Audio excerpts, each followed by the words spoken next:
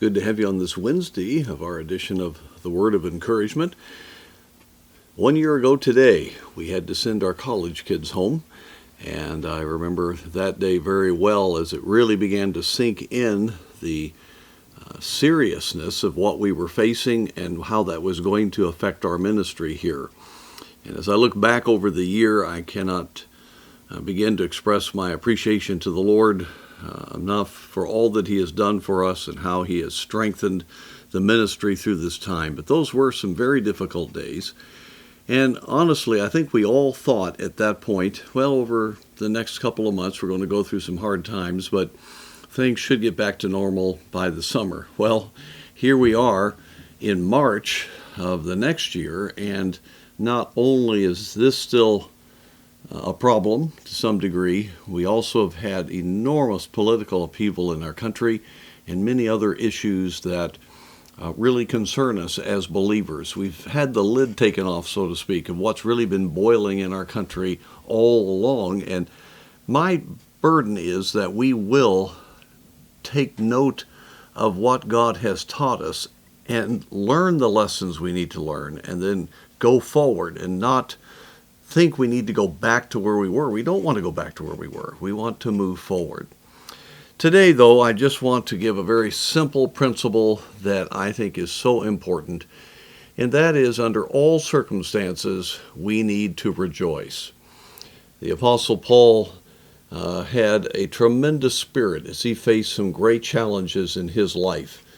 It was all about the gospel. It was all about a life being lived to advance the cause of Jesus Christ.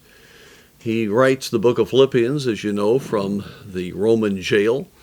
And we've got to understand, in our way of thinking, this wasn't like what we would think a jail would be.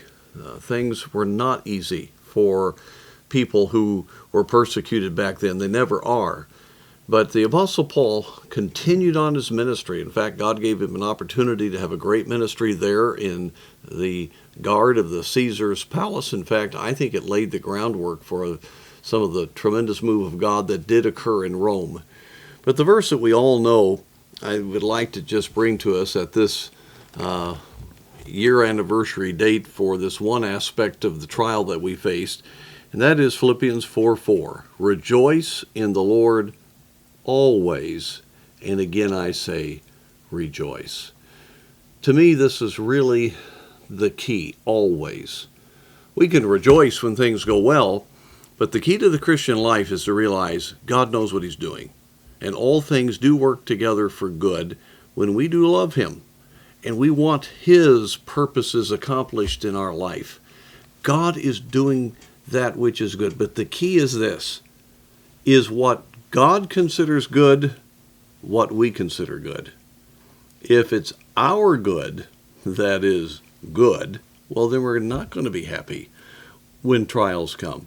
But if our life is given to the furtherance of the purpose of God in moving around the world and getting the gospel of Jesus Christ to the world, well, then what happens that's a trial will always be for that end and will always be good, and we can always rejoice.